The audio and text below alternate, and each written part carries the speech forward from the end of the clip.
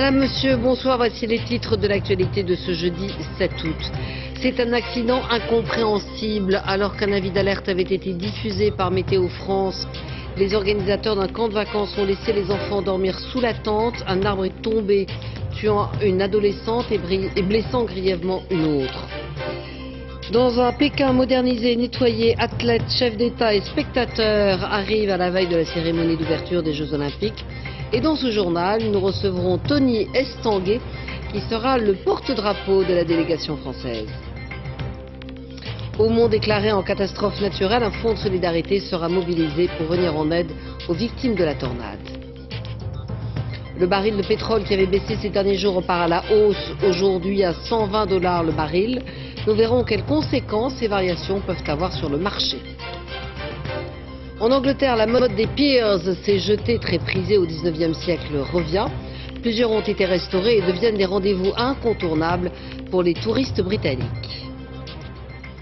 C'est un accident inexplicable qui s'est produit la nuit dernière lors d'un camp de vacances dans le Cher. Une fillette est morte, une autre a été grièvement blessée par la chute d'un arbre sur la tente dans laquelle elle dormait. Le département, comme 25 autres, était pourtant placé en alerte orange, mais les organisateurs de ce camp, situé dans un centre géré par des religieuses au cœur de la Sologne, ont laissé les enfants camper sous la tente dans un petit bois, alors même que des bâtiments à proximité pouvaient les abriter. Explications et enquêtes, Pauline Dordilly et Antoine Morel. L'arbre est tombé sur cette tente. Sous la toile, 2 enfants endormis. Une fille de 12 ans est morte sur le coup. Une autre est à l'hôpital dans un état critique. Les 35 enfants sont alors en colonie de vacances pour la semaine. Quand ils se couchent hier, le ciel est clair, mais en plein milieu de la nuit, un orage les surprend. Il semblerait que cet orage ait éclaté très brusquement. Il semblerait également, et l'enquête va le déterminer, que le directeur était en train de faire évacuer les enfants qui est couché sous des tentes vers un abri en dur. Mais les 2 jeunes filles n'auront pas le temps de sortir de leur tente. Les autres enfants sont aujourd'hui sous le choc. Originaires pour la plupart du Loiret, ils devaient rentrer chez eux demain.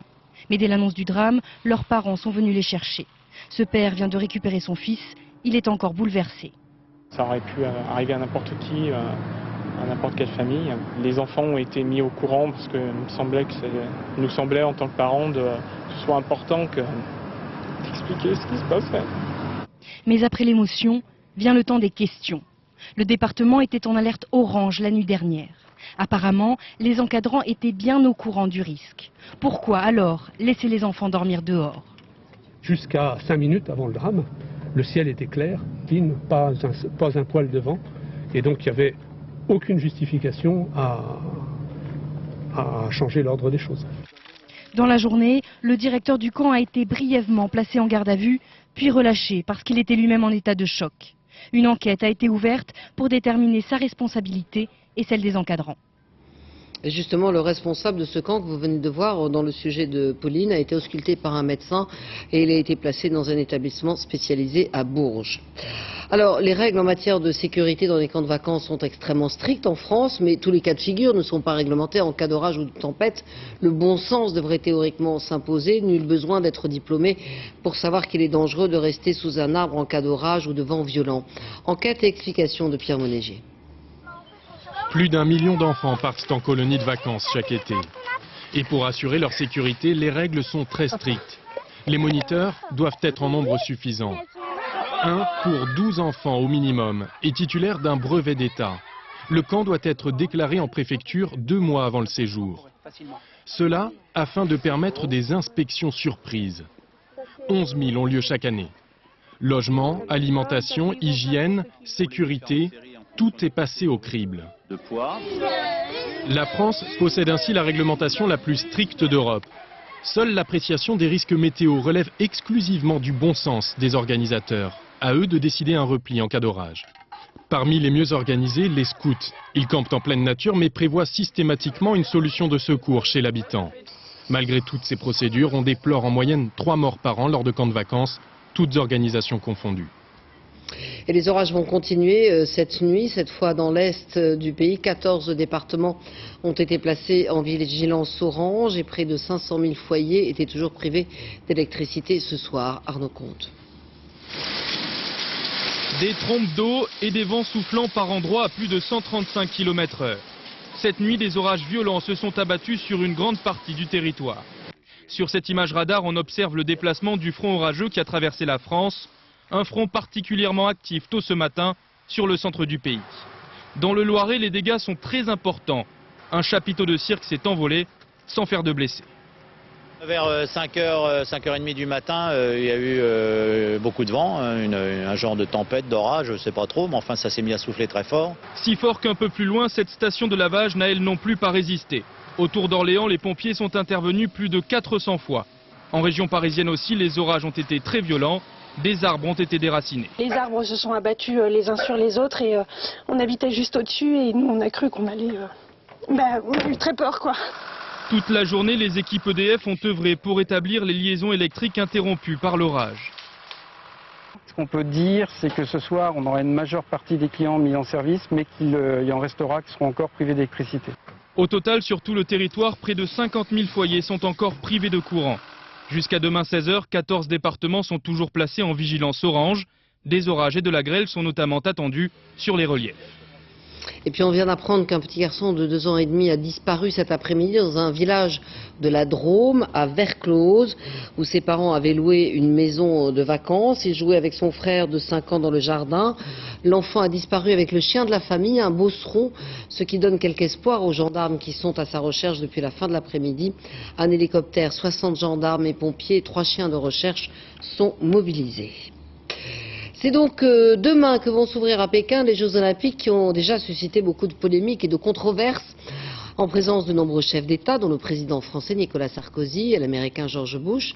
La cérémonie sera retransmise en direct à partir de 14h sur France 2. Elle durera 3 heures et elle sera marquée par le chiffre 8, porte-bonheur dans la tradition chinoise. Sur place, Pascal Golomer et Sylvain Giaume. Ce n'est qu'une image symbolique, une anecdote. Mais il voulait être là pour l'immortaliser. Le compte à rebours des Jeux est revenu à zéro. Le grand rendez-vous, c'est désormais dans quelques heures. Cela fait des années, 7 ans qu'on attend ça. Tous les jeunes Chinois sont prêts. Tout le peuple de Chine est prêt à accueillir les Jeux Olympiques. Pékin est prêt. C'est le slogan martelé depuis des semaines. Et c'est une réalité, qu'il s'agisse des infrastructures ou des installations sportives. Les Chinois ont rempli leur contrat à coût de milliards d'euros. Le stade national n'attend plus que la flamme. Elle n'est plus très loin. Aujourd'hui, elle a parcouru ses derniers kilomètres sur la Grande Muraille, enveloppée de brouillard. Un dernier bain de foule, avant d'être mise au secret jusqu'à demain soir. Je me sens si fière. Les Jeux sont enfin ici, sur la muraille, à Pékin, en Chine. Nous allons les accueillir avec enthousiasme. Je suis si heureuse. Pour l'instant, ce sont les premiers chefs d'État et de gouvernement qu'on accueille au pavillon d'honneur de l'aéroport. Ils seront près de 80 à faire le déplacement, avec pour certains un entretien en tête-à-tête avec le numéro 1 du régime, Hu Jintao. Un dirigeant comblé, ravi d'inviter ces autres étrangers à participer à l'ouverture du plus grand spectacle que la Chine communiste ait jamais organisé. Ils ne seront que quelques dizaines de milliers à venir ici demain à l'entrée de l'esplanade olympique, mais ils seront près de 4 milliards à pouvoir suivre l'événement en direct à la télévision. Et Pékin vit déjà à l'heure olympique. Des milliers de Chinois venus de tout le pays s'installent où ils le peuvent pour s'approcher au plus près des sites olympiques. Et la nuit, les Pékinois se détendent volontiers dans une ambiance conviviale. Voyez ce reportage de Sam Assoula et Tristan Lebrun. Pékin en habit de lumière. L'occasion inespérée d'envoyer une image positive au reste du monde. Pékin 2008 n'est plus un rêve lointain. Dans les quartiers animés de la capitale, une soirée d'effervescence avec l'excitation de voir enfin le grand jour arriver. C'est un grand moment pour les Chinois, très émouvant. Bienvenue à tous. J'espère que ces JO vont être une formidable réussite et que les étrangers vont mieux connaître les Chinois. Quoi de mieux pour faire connaissance qu'une piste de danse? Dans le parc de Hohhot, les amateurs viennent tous les soirs, mais en cette veille de Jeux Olympiques, des couples inhabituels se sont formés, des habitués et des novices américains. Je suis très fière. C'est grâce aux JO qu'il y a beaucoup d'étrangers dans la ville et que j'ai la chance de danser avec l'un d'entre eux. J'étais vraiment mauvais et je n'y arrivais pas, mais elle m'a entraîné. Je me suis laissé guider et ça s'est super bien passé. Je lui suis vraiment reconnaissant. Par superstition, les Chinois ne fêtent jamais un événement en avance. Le jour J et la fête, c'est demain. 7 ans que le pays le plus peuplé de la planète s'y prépare. Les sportifs français sont à l'entraînement, du moins pour ceux qui sont déjà à Pékin. Judokas, gymnastes, boxeurs, escrimeurs sont sur place.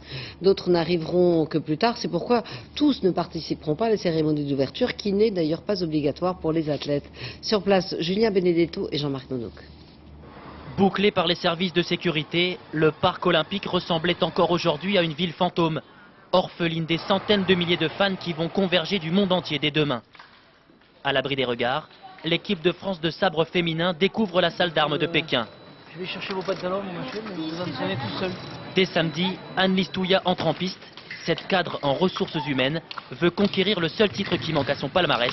La pression monte. Jusqu'à présent, je me trouve un peu zen. Bon, bien sûr, il y a des moments de stress qui montent de temps en temps quand on se dit qu'on n'est plus qu'à 2 jours. Mais j'essaie de l'enterrer tout de suite et pas trop focaliser. Cet après-midi, les gymnastes françaises ont effectué leur premier saut sur le sol chinois. Pendant ce temps-là, le boxeur Jean-Michel Raymond souffre pour maigrir. Transpirer pour atteindre les 75 kilos salvateurs et gagner le droit de disputer ses premiers JO. Après tant de sacrifices, tant d'entraînement, aujourd'hui arriver jusqu'au JO, représenter la France, représenter la Réunion, je trouve ça magnifique. Pour comprendre le phénomène Teddy Riner, il faut d'abord tendre l'oreille. L'ouragan des tatamis s'entraîne à Pékin. Et dire que ce judoka XXL, 2,03 m, 125 kg, n'est que junior. Mais à 19 ans, il est déjà champion d'Europe, champion du monde et favori pour le titre olympique. Le Guadeloupéen porte sur ses larges épaules l'espérance du judo français. J'en ai conscience. Mais moi aussi, je suis en attente de moi-même. Je suis pressé que ça commence et que ce soit mon tour de combattre. 323 athlètes composent la délégation française, mais tous ne défileront pas dans ce stade demain pour la cérémonie d'ouverture. Ainsi, le judoka Teddy Riner a décidé de sécher cette longue fête pour, dit-il, préserver son potentiel physique. Et les deux ministres en charge de la jeunesse et des sports, Roselyne Bachelot et Bernard Laporte, seront évidemment à Pékin, où ils vont encourager les athlètes français. Alors, au jeu des questions-réponses sur nos chances de médailles jusqu'aux conditions météorologiques, voyez ce sujet de Christophe Duchiron. Curieuse chorégraphie aujourd'hui aux abords du stade olympique. Avec des faux airs de jardiniers et un détecteur de métaux à la place du râteau, ces hommes des services de sécurité cherchent des armes ou des bombes. À quelques heures de la cérémonie d'ouverture, Pékin a les nerfs à fleur de peau.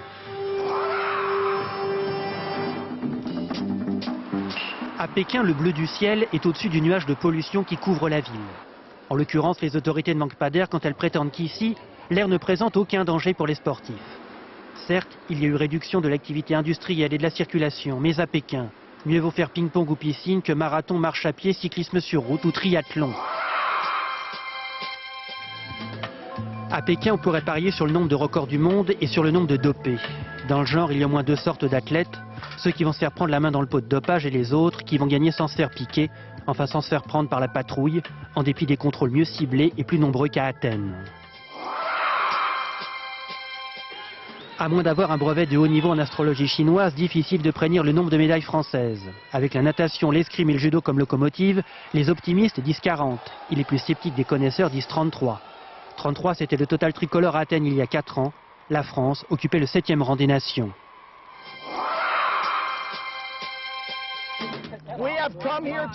En France, les Jeux seront en direct à la télé, mais pas en Chine. Afin d'éviter les protestations et les images gênantes, les autorités chinoises ont décidé de retransmettre les compétitions en différé, avec 8 minutes de retard, pour couper court aux pro-tibétains ou aux défenseurs des droits de l'homme. Preuve s'il en était que les Jeux olympiques ne sont pas seulement sportifs, mais puissamment politiques. Et justement, une manifestation organisée par Reporters sans frontières en faveur des droits de l'homme en Chine a été interdite à Paris. Elle devait se tenir à proximité de l'ambassade de Chine, ce que la préfecture de police a proscrit. D'autres manifestations sont prévues au Trocadéro sur le parvis des droits de l'homme.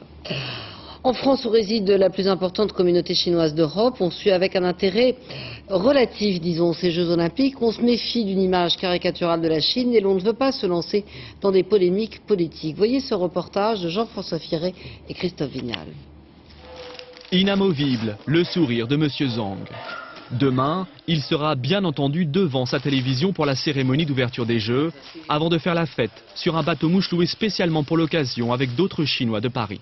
Les t-shirts sont déjà imprimés et ils brandiront côte à côte les deux drapeaux, français et chinois.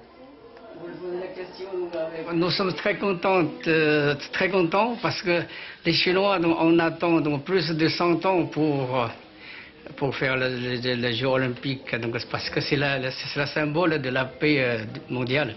C'est une bonne chance pour comprendre la Chine, pour connaître bien la Chine.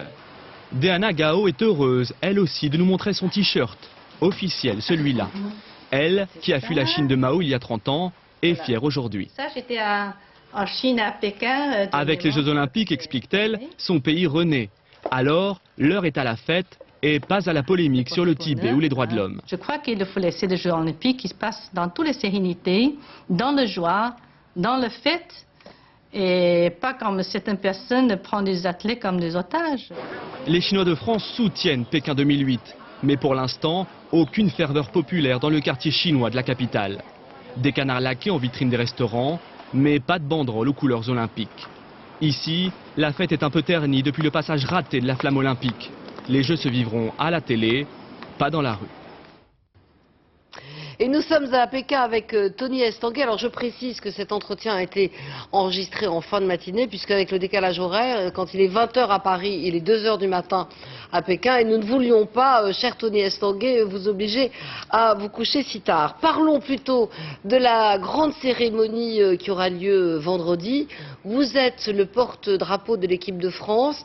Est-ce que c'est un moment que vous redoutez ou que vous êtes impatient de vivre ? Oui, bonjour. C'est vrai qu'il y a beaucoup d'impatience, forcément. Vous savez, c'est le grand départ de ces Jeux Olympiques. Bon, moi, mon histoire, elle sera marquée à tout jamais, je crois, par ces Jeux Olympiques que je connais déjà par 2 fois. Et cette 3e Olympiade s'annonce assez palpitante. Et c'est vrai que cet honneur d'être à la tête de cette équipe de France, c'est quelque chose d'extraordinaire. Donc oui, il y a énormément d'impatience. Et puis...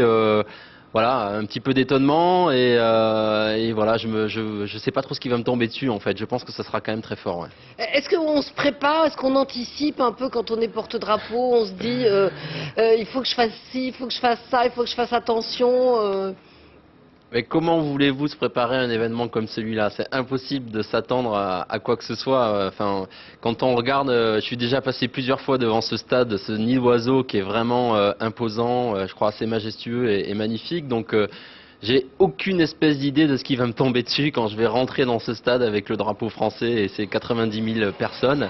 Alors, vous avez évoqué déjà les Sydney et Athènes, où vous avez par 2 fois emporté la médaille d'or. Ça vous semble le triplé, si je puis dire, est à votre portée? Écoutez, c'est vrai que je suis là un petit peu pour ça, même si je me rends bien compte combien il est difficile de rester au meilleur niveau sur 3 Olympiades. Toujours est-il que voilà, j'ai ce privilège de pouvoir tenter quelque chose d'inédit et ça, j'ai pas envie de le gâcher, quoi. J'ai envie de saisir cette opportunité. Et puis on verra bien. Alors Tony, le canoë-kayak, vous êtes tombé dedans, si je peux dire, quand vous étiez tout petit, parce que vous avez commencé dans les gaves pyrénéens, que ce soit celui de Pau ou de Laurent. Au moment de la compétition, vous pensez à quoi? Vous pensez à ça, à vos premiers moments de jeune kayakiste, ou vous allez penser au petit Titouan qui a 18 mois et qui est votre petit bébé? Ouais, alors c'est vrai que c'est confus. En général, on se rend pas bien compte de tout ce qui se passe. Je crois que c'est quand même un peu la magie des Jeux de se laisser emporter. Je pense que pendant l'action, on est quand même bien dans l'action, au moins pour ceux qui réussissent un bon résultat, c'est qu'ils ont réussi à laisser de côté un petit peu tout le reste et à rester centrés sur ce qu'ils ont à faire. Mais ce qui est sûr, c'est que dans les moments qui précèdent, les quelques minutes qui précèdent le départ, où en général on est un peu en chambre d'appel, où là on est un peu retenu, on n'a pas grand chose à faire, là c'est vrai que le cerveau voilà, commence à s'échapper, à divaguer. Et là, forcément, moi, souvent, je repense un peu à mon parcours et ouais, à ce privilège que j'ai d'être là. Et forcément, ma famille, dans ces moments-là, n'est pas très loin. Ouais. Merci beaucoup d'avoir été avec nous, Tony Estanguet. Évidemment, on croise les doigts pour vous. Merci à vous, et puis j'espère vraiment que tous les Français soutiendront cette équipe de France olympique, parce que je crois qu'il y a une sacrée génération, et j'espère que ça va scorer. Merci à vous. Ils le feront, le soutien, ils le feront. Après la tornade qui a ravagé la région de Hautmont en début de semaine, la procédure de catastrophe naturelle a été lancée. Demain, Christine Boutin se rendra sur place pour aider au relogement des familles toujours très choquées. Sur place, Fanny Stenler et Vivien Roussel. Catastrophe naturelle. Dans ce quartier, on n'a pas attendu le décret pour employer ce terme qui décrit si bien les lieux. À l'annonce de la procédure cet après-midi, les réactions sont surtout celles de personnes épuisées. Je ne connais pas les termes de catastrophe naturelle ou tempête. Moi, ce que je veux, c'est avoir ma maison, reconstruire ma vie et voilà. Reconstruire, vivre à nouveau normalement. Ces deux petites filles, par exemple. Le soir de la tornade, l'une d'elles était chez sa grand-mère. Depuis, elle veut la voir tous les jours. Oui. On est obligé de dormir à 4 dans le même lit. Pour eux, c'est un cauchemar qu'ils ont vécu, en fait. Mais t'as plus peur, Nénette, maintenant? Hein? D'ailleurs, hier, on a vu la psychologue, ils ont dessiné, ils ont fait les dessins. Des dessins pour décrire les peurs qui sont toujours là. Qu'est-ce que tu as fait d'autre sur ton dessin? Du vent. Du vent? Et après, il pleut, il va plus revenir maintenant. Elle peut plus revenir. Dans cette famille aussi, les deux enfants ont été traumatisés. Une des psychologues qui sillonne le quartier est venue les écouter. Moi, j'essaye de vous donner des petits conseils pour, par exemple, s'il y a des cauchemars, pour plus qu'il y ait de cauchemars, des choses comme ça. Elle avait déjà une peur à l'origine des orages. Alors je lui avais toujours dit, t'inquiète pas, tant qu'on est dans la maison, tu ne crains rien de l'orage. Après ça va être très difficile de lui dire que désormais elle ne craint rien dans la maison, vu ce qui s'est passé. Ce soir, les orages se multiplient au-dessus de Hautmont. Une lutte de chaque instant s'engage. La pluie et le vent risquent d'emporter les bâches posées ces derniers jours. Et puis je vous rappelle que France Télévisions lance aussi une opération de solidarité. Vous pouvez envoyer vos chèques à l'adresse suivante: Association des maires du Nord, Solidarité Sambre, boîte postale 11 79 59 013, Lille, CEDEX. En Corse, les deux adolescents qui ont jeté une pierre du haut des remparts de Bonifacio, tuant involontairement un bébé de 8 mois, ont été emprisonnés au quartier des mineurs de la maison d'arrêt de Borgo. Une sévérité voulue par la justice. Les explications de Jenny Briffa. Ils viennent de passer leur première journée à la prison de Borgo, dans le quartier des mineurs. Les deux adolescents sont en détention provisoire en attendant d'être placés dans une structure d'accueil. Mardi soir, ils s'amusent à jeter des pierres depuis les remparts de Bonifacio. L'une d'elles heurte mortellement un nourrisson dans les bras de sa mère. Pour l'avocat des adolescents de 13 et 14 ans, leur incarcération ne se justifie pas. Je pensais qu'on tiendrait en compte l'âge des mineurs qui sont, je veux dire, à peine âgés de 13 ans et qui sont totalement catastrophés parce qu'ils n'estimaient pas avoir commis un acte volontaire.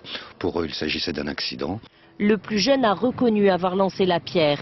Il est poursuivi pour violence volontaire ayant entraîné la mort sans intention de la donner. Son cousin est mis en examen pour complicité. Des crimes, selon la justice, qui a donc décidé de les mettre en prison. Ils présentent ça comme un jeu, néanmoins on considère que ce jet de pierre était volontaire. En France, dès 13 ans, un mineur peut être placé en détention provisoire en cas de crime. Il y a 2 ans, dans une affaire similaire, un jeune de 17 ans avait lui aussi été placé sous mandat de dépôt. Avec un ami, il avait jeté une plaque de bitume par-dessus un pont, tuant un jeune de 13 ans. Lors de leur procès, ils ont été condamnés à 2 et 3 ans de prison ferme. Les deux cousins corses encourent quant à eux 20 ans de prison. Et puis pour ceux qui partent ou qui rentrent de vacances au cours des prochains jours, sachez que la circulation sera dense, vous le voyez. Samedi sera rouge dans le sens des départs. Pour le retour, ce sera orange vendredi et samedi, dimanche, vert dans les deux sens. Le prix du pétrole, qui avait entamé depuis plusieurs semaines un repli sensible en raison notamment de la baisse de la consommation, repart légèrement à la hausse, mais à la pompe, les prix sont relativement stables. Les explications de Juliette Guérin et Jean-Jacques Le Garec. Bonne nouvelle pour ces Haussiens. Cette année, le retour des vacances devrait leur revenir moins cher que l'aller.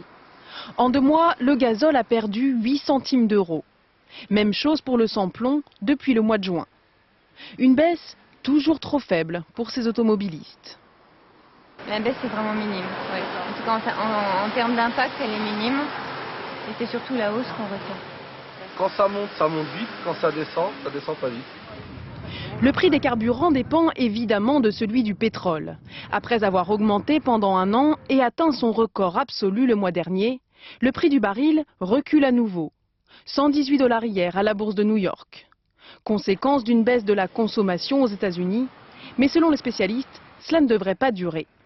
Je ne crois pas qu'on puisse s'attendre à un effondrement des prix du pétrole parce que la demande pétrolière, même si elle augmente moins rapidement, elle continue à augmenter au plan mondial, notamment en Asie, au Moyen-Orient, en Amérique latine et ailleurs. Le cours du pétrole a d'ailleurs légèrement rebondi ce matin, plus 0,25% à Wall Street.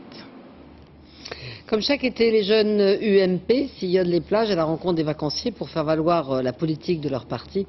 L'occasion aussi pour ces jeunes d'allier détente et militantisme, comme le montre ce reportage à Ouistreham dans le Calvados de Yacine Benjanet et Héloïse Mallet.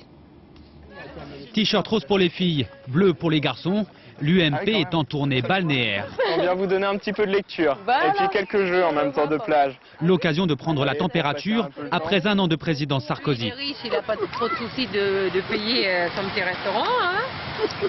Si c'est enregistré, c'est bien. Hein. Parce que nous, on a des petites retraites et on s'est mangé un petit sandwich sur la plage, tranquille. Sur la plage de Ouistreham, ces étudiants font leur premier pas en politique. Pas toujours facile, la région est une terre de gauche. On est d'accord. Ce que vous en pensez jusqu'à maintenant? Déjà, je ne suis pas un sympathisant, bien au contraire. C'est pas grave, justement. Parce que je ne suis pas un adepte du libéralisme. Il y a eu beaucoup de promesses et il n'y a pas beaucoup jusqu'à maintenant, pas beaucoup de résultats. Mais il a encore 4 ans devant lui, vous savez. Ça fait qu'un an qu'il est là. 55 réformes en 1 an, c'est déjà quelque chose d'énorme. Ils assurent le service après-vente des réformes et doivent faire face au sarcasme. Tout à l'heure, on nous a dit oui, vous êtes Bing Bing. Bon, je veux bien, je suis étudiante, j'ai un boulot d'été comme tout le monde. Moi, je suis là pour la journée aussi pour défendre mes idées. Je vois pas en quoi je suis Bing Bing. Pendant l'été, la caravane UMP fait le tour des plages. 54 villes, un slogan faire bouger la France et des cadeaux pour les vacances. Je vous donne des préservatifs.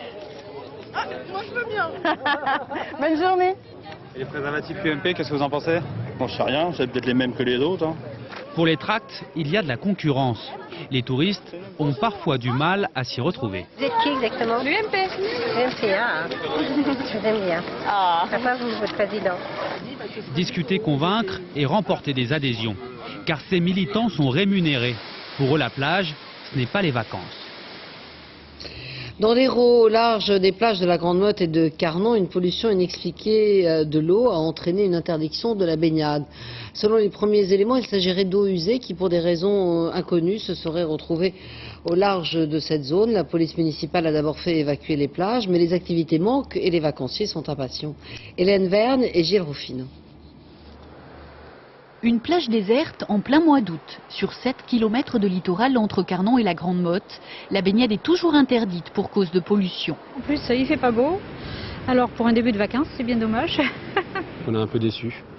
Donc on va essayer de trouver la zone, comme la zone est assez limitée, on va essayer de trouver la zone de baignade autorisée, donc voilà. Des vacanciers compréhensifs, mais hier, sur la plage bondée et par beau temps, les gendarmes ont dû faire preuve de persuasion. D'autant que cette nappe suspecte tant annoncée s'est, semble-t-il, dispersée au large sans souiller la plage. Dans le doute, on préfère vraiment être prudent et éviter, et puis proposer aux touristes la sécurité à laquelle ils ont droit. Selon la préfecture maritime de Toulon, la pollution serait d'origine organique. Aucun cargo n'a été signalé sur la zone, mais les mairies demandent réparation. Nous portons plainte, bien sûr, pour retrouver l'auteur et lui faire payer les dommages et réparations pour ce préjudice. Le préjudice, c'est la mobilisation de tout le personnel municipal qui devrait se poursuivre au moins jusqu'à samedi matin, date à laquelle seront connues les analyses sur la qualité sanitaire des eaux de baignade. En Angleterre, on compte une 50aine de jetées datant de l'époque victorienne. Laissées à l'abandon, elles ont été restaurées depuis peu. Certaines ont même retrouvé leur casino. Reportage à Southend, dans l'est de l'Angleterre, où se trouve la plus longue jetée du pays. Ces jetées sont devenues aujourd'hui un lieu de promenade extrêmement recherché, une sorte de concentré d'esprit britannique. Arnaud Boutet et Laurent Desbois. Posée sur la mer, c'est une jetée sans fin. un long chemin sur pilotis que les Anglais empruntent depuis plus d'un siècle. À Southend, elle s'étend sur 2 km et c'est si long qu'il existe un train pour atteindre tout au bout le dernier café. C'est une part de notre héritage, c'est un peu l'histoire de Londres car c'est ici que tout le monde venait dans les années 1800. À la fin du 19e, la jetée s'impose comme un monument, attire des milliers de visiteurs. Et pourtant, elle va brûler 4 fois. Le dernier incendie remonte à 2005, mais la structure tient encore debout et plus que jamais fait la fierté des habitants. C'est la jetée la plus longue du monde et ce titre, on y tient énormément. Et pourtant, pendant longtemps, les pilotis n'attiraient plus. Aujourd'hui, les Britanniques redécouvrent leur littoral avec intérêt, mais également par obligation. On ne veut pas dépenser d'argent cette année. C'est trop cher, nous n'avons pas les moyens. Mon mari part en retraite et chaque sou compte. La crise ravit les professionnels qui sont à la fête. Les réservations d'hôtels ont augmenté de 14% par rapport à l'année dernière. C'est une bonne indication. L'Angleterre compte une 50aine de jetées, comme Brighton, plus au sud, qui attirent les Anglais avec ses machines à sous. Southend prévoit d'installer ici, au bout de la jetée, une immense piste pour patins roulettes. Car maintenant que les touristes anglais reviennent, il faut à tout prix tenter de les retenir. En Belgique, la plus grande fleur du monde, qui est une variété d'arômes, est en floraison. Elle a une durée de vie de quelques jours et elle fleurit très épisodiquement. Signe particulier, elle a un parfum, disons pas banal. Jean-Daniel Flézaquier. C'est la star du jardin botanique national près de Bruxelles, avec une fleur pouvant atteindre 3 mètres au mieux de sa forme. Amorphophallus titanum ne laisse personne indifférent. Le nom latin déjà, qui signifie pénis géant de forme étrange. Mais ce n'est pas le seul attrait de cette plante. Pendant 3 jours, et 3 jours seulement, elle va émettre une odeur très, comment dire, une odeur très particulière.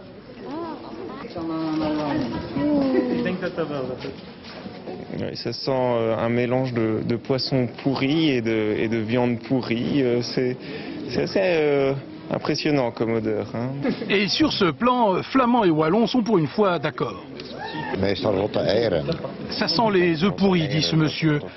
Pour son épouse, c'est pas franchement les œufs, elle pense plutôt que c'est l'odeur des pieds quand on a bien transpiré dans les chaussures. Si la plante pue autant, c'est pour attirer les mouches. Les insectes vont ainsi capter le pollen de la fleur et aller féconder une autre plante.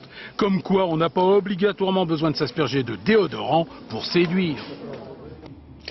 Autre étrangeté, toujours très britannique, le violoniste Nigel Kennedy, aussi à l'aise avec le Philharmonique de Londres que dans les 4 saisons de Vivaldi.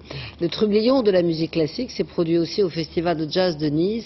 Abdel Mostefa et Roy Connelly l'ont rencontré à l'occasion de la sortie de son nouvel album. Pas du genre à passer inaperçu, Nigel Kennedy. Aussi à l'aise pour interpréter Vivaldi à un train d'enfer que pour improviser sur ses propres compositions pas tout à fait classiques.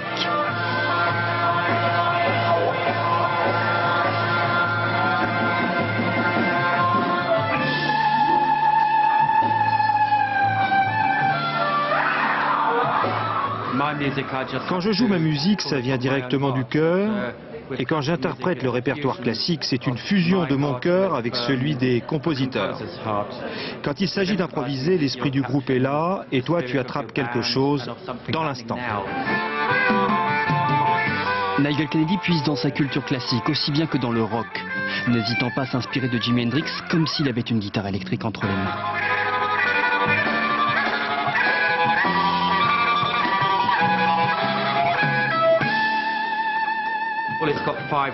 Avec ces 5 cordes, je peux avoir des sons plus graves, ce que je n'obtiendrai pas avec un violon acoustique. Et si avec ce squelette, l'instrument a l'air anorexique, c'est pour que la caisse ne fasse pas de son parasite. Du coup, on n'entend pratiquement rien si ce n'est pas amplifié.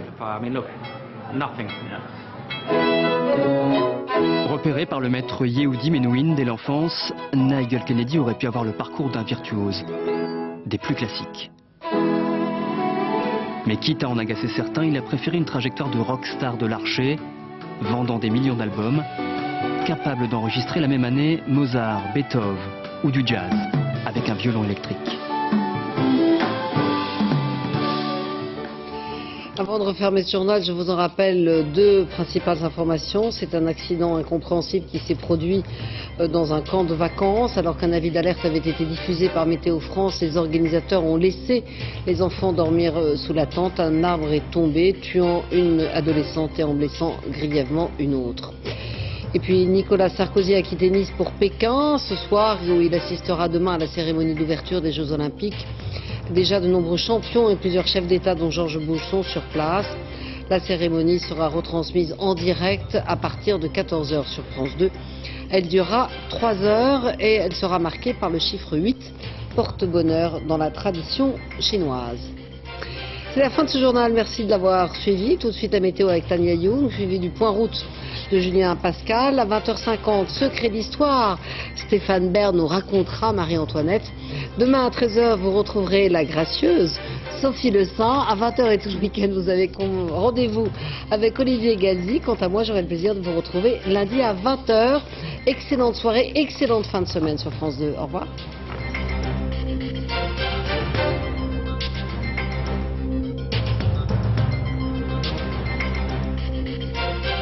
L'info en continu, c'est aussi sur France2.fr.